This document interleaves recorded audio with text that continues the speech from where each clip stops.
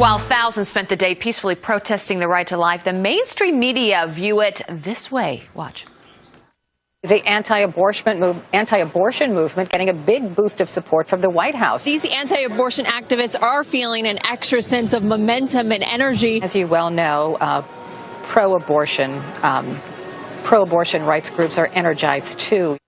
All right, well, here to react, Penny Nance. She's the CEO of Concerned Women for America and was at the March for Life yesterday. Penny, thanks for being here this morning. I want to get to the media in a moment, but first, just your response to the march yesterday. You had Vice President Mike Pence there. The first time, by the way, someone at that level has gone out to the march. Yeah. Henry and I were talking in the break, and he said, you know, what a move that is, because in the past you've had leaders of our country just maybe send an email or congratulate them, but he physically went to this march, and you had Mr. President Trump tweeting about it, congratulating them. I mean, that takes guts on something that is so controversial. Yes, it was historic. Yes, as compared to last week's march, the tantrum from the left, the women's march. If you'd been there yesterday and if they'd covered it, you know, for hours like they did the other march, what you would have seen was Americans from across the country, mostly millennials, people of all different races and different faiths, coming together in unity and love and advocating for life. And yes, it was historic. We were so happy to see Kellyanne Conway come, and people were just thrilled. They were chanting her name and excited to have her there. And by the way, this is not the first march for Mike Pence or Kellyanne Conway. This march has been going on for 44 years, and I have been there with them in the past. This is the first time they've been there in their official capacities. And so these are people who we know and we love.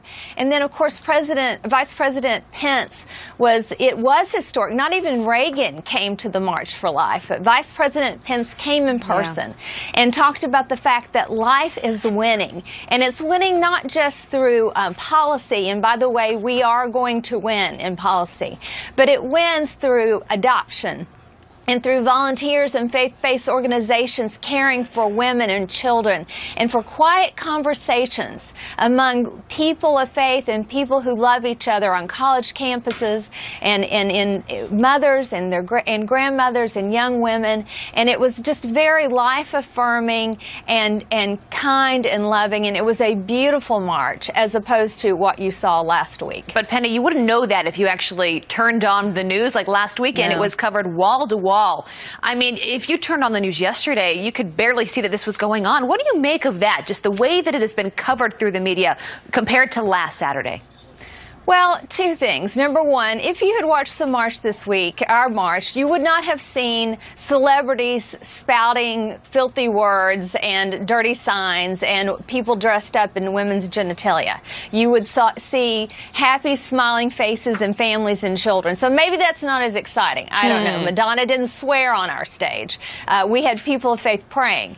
But the other thing is, you cannot set aside. It is true. I appreciate the fact that Fox covered this march and has over the years, but there definitely is a discrepancy in the mainstream media in the way they cover the left and the way they cover conservative issues and conservative values. And I challenged another network last week. I said, I'll meet you back here. I want to see the same kind of coverage and respect given to the fact that these are women coming out advocating for women. Pro-life is pro-woman.